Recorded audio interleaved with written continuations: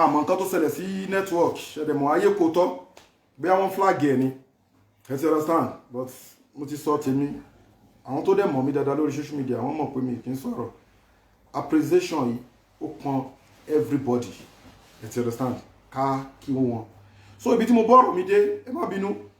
òun náà ni pé kí ni wọ́n ṣe fátíwá pé afá lè gbowó ẹ̀yin afá ẹ má máa purọ́ mọ́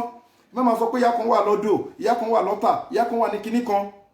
lọ́ọ̀yà ń gbowó oríṣiríṣi àwọn èèyàn ń gbowó lórí iṣẹ́ wọn ìwọ náà lọ lè kéwù náà pé kinní ó kéwù ní mímọ̀ so nǹkan tó mú lọ́ọ̀yà gbowó lè gbowó tó bá wá gbowó má sùn wọ́n wá mú àyà yẹn wá ipe usimini amwali sodaqatan tuto irun wa tusaki biha wa salli alayhi inna salataka sakanun lahu wallahu samiul alim wa nabi gbowó lọ́wọ́ wọn tó bá gbowó lọ́wọ́ àwọn olówó yẹn owó tó bá gbà lọ́wọ́ wọn kó máa jẹ́ sàárà fún wọn you understand wa tusaki biha wa salli alayhi kó máa jẹ́ sàárà fún wọn tó rá lè máa fọ̀ wọ́n mọ́ torí pé wa nabi ti jẹ́ ńbẹ̀ bí sádàkọ̀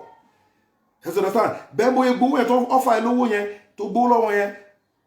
wọ́n sẹ̀lé aléhìm pray fún wọn máa ṣàdúrà fún wọn bí ojílòrò ní bó ṣe ọkọ̀ fún wọn ni ó gbàdúrà fún wọn má sùn má lu jìbìtì ṣéhù fọdílà sheik Dr. Suleiman Farouk oníkìyípa wọ́n ń fi àyà wọn tíṣẹ́ pé tó bá gbowó má sùn o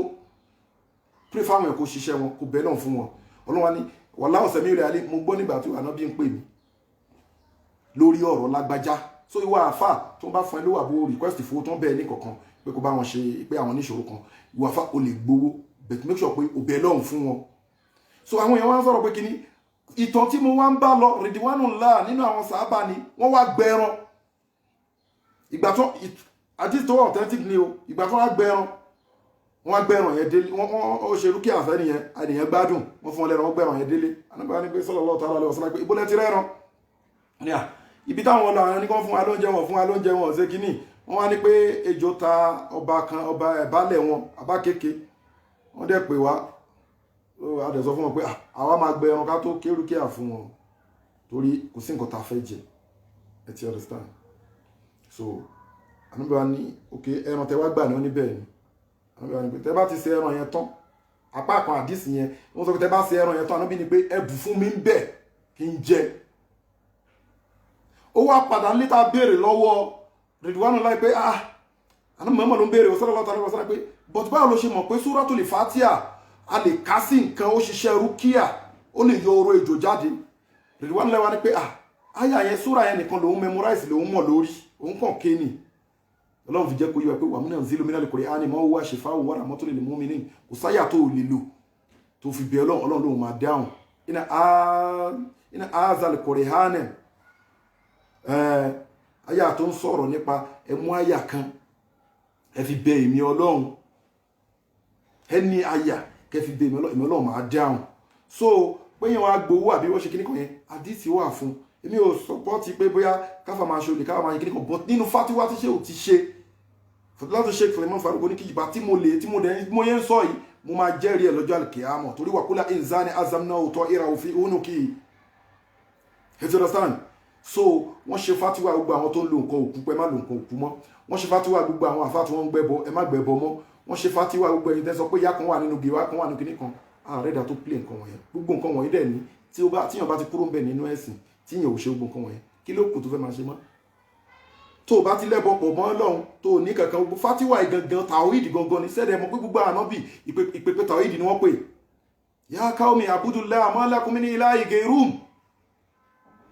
hezerasan so a ti rí evidence tí ṣe òfin pèpè tawhid tó dẹ̀ fi sọ̀rọ̀ ẹbọ tó ṣe fatiwa lórí ẹbọ so he deserve grand mufti of Ìlọrin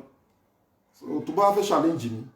you are free to challenge me kò sí problem but we will provide àáfà tó lo verse chapter alukurihani tó ń lò ní lecture tó wọn mi sọ kíkà o mi sọ àwọn tó kọ tírà o àmọ́ ní lecture kí lọ́lọ́dẹ̀ ẹ̀dẹ̀ káná bí máa ṣe fáwọn èèyàn ó ní kó máa kà á fún wọn kó máa kọ́ wọn kó máa jẹ́ mímọ̀ fún wọn kó máa fọkàn wọn mọ́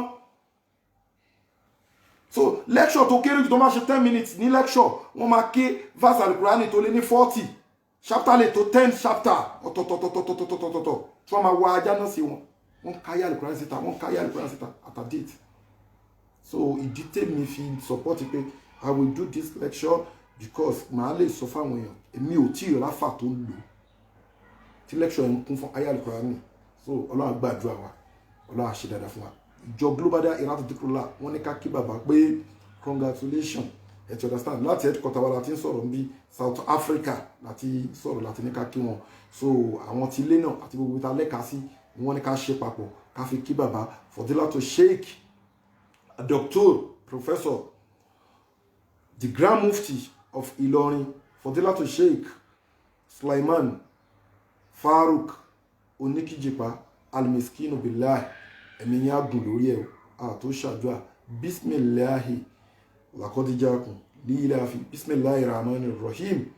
laqad jaakum hasbi Allahu laqad jaakum rasulun min anfusikum azizun alayhi ma anittum harisun alaykum bil mu'minina raufur rahim fa in tawallaw faqul hasbi Allah la ilaha illa huwa alayhi tawakkaltu wa huwa rabbul arshil azim. Bismillahir rahmanir rahim lilafi quraishin ilafi imrilat as-sitai wa sayfi falyabdu rabb hadha al-bayt الذي أتعمهم من جوع وأمنهم من خوف ولا حول ولا قوة إلا بالله العلي العظيم. Akí bàbá o, akí bàbá, akíyàwó wọn, akí gbogbo ẹ̀yin jọmọ́, akí gbogbo ẹ̀yin olólùfẹ́ bàbá Fadilatu Sheikh Sulaiman Farouk Oníkíjìpá, akí gbogbo ẹ̀yin olólùfẹ́, akílé Oníkíjìpá lápapọ̀, akí Àmánì lápapọ̀, ìpè ẹ̀kú oríire náà kò ní dìbànújẹ́ o. Gbogbo ìjọ Global Dahiratu Dhikrlahi home and abroad àti ní headquarter wa ní South Africa tá a ti ń sọ̀rọ̀ lọ́wọ́lọ́wọ́ báyìí, akí bàbá ìpè ẹ̀mí yẹn á gùn. ورفعنا ومن كان عليها والله يعصمك من الناس لا تعاف دركا ولا تخشى ولا حول ولا قوة إلا بالله العلي العظيم. orúkọ mi tí mo sọ̀rọ̀ ní Fadilatu Sheikh Dr. Professor Muhammad Saheed